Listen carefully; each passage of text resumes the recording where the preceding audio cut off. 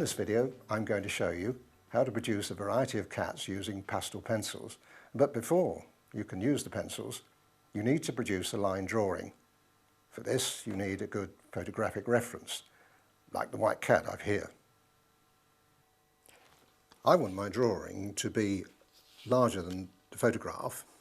To help me with this, I'm placing over it a 1-inch grid. Now what we do is have a grid, paper grid, that is larger. In this case, I wanted 1.5 times the size, so I'm using a 1.5-inch paper grid. What I'm going to do is I'm going to draw on the paper grid what I see through the photograph. Now, there is a difficult area, the eyes and nose, and we'll start with those.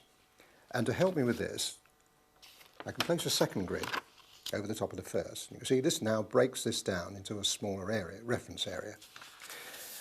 On the paper grid, we need to subdivide just those areas that cause the problem.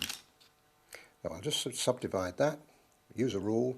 I've already made my marks, and we use mark that and mark that. You have to be accurate with this, because if you're not, and you're out with the eye and the nose, it's not going to be a good representative picture.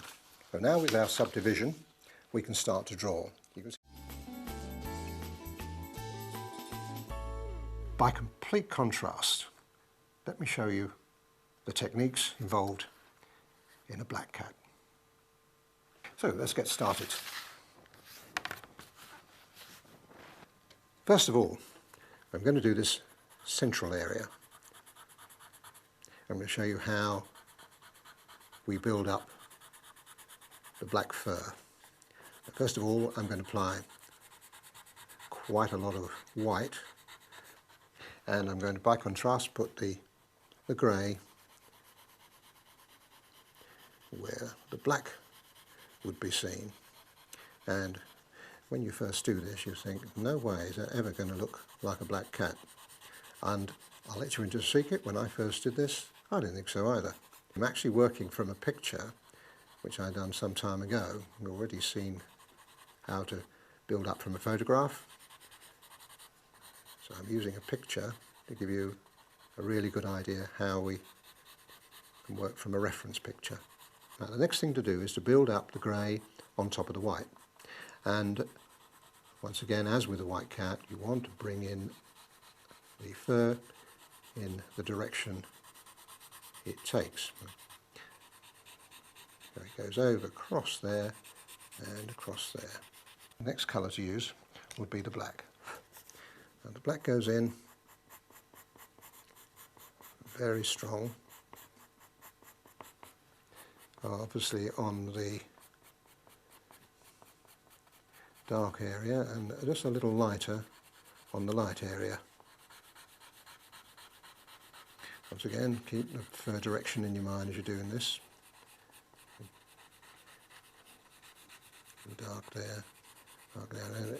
And this is a stage when you think, no way, is that ever going to work? But because you've got the white underneath there, you can bring it back. Now this is the first secret we have. We're going to back in with the grey. Now the grey is going to act as a blender. Now I'll stop halfway. I'll just do half of this cat and you can see the difference it makes. So we're getting it nice and solid. It's acting as a blender. Can you see already, even though we've got a long way to go, there's a sheen on that. And now with the background complete, I'm going to add the finishing touches. We start off by bringing in the fur on the side and the top. What we've done now, we're going over the background, marrying it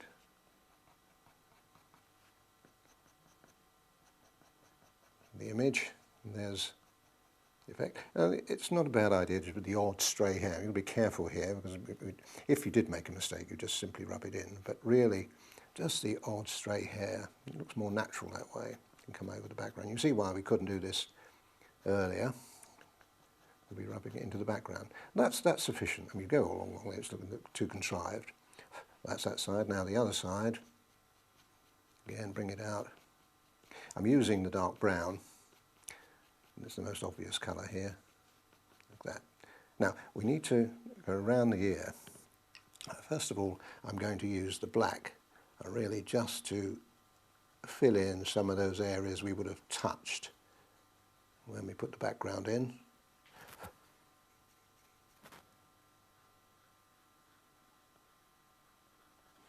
And then that's just about right. And just a few tufts on the top of the ear. Again, not too many. That gives that sense of realism. Okay, now that's more or less it. We've just got a couple of stray bits down there to put in, and on the left. You see, not a lot of work here. It just takes a few minutes. And then we switch to the white. A little bit of white there and here. And that's fine. Just along the bottom, just drag the white over the background. Now, I wouldn't bother to rub that in. I would just let it stray across that and there. And then you do the same thing here on this right-hand side. That's it. Now that's finished.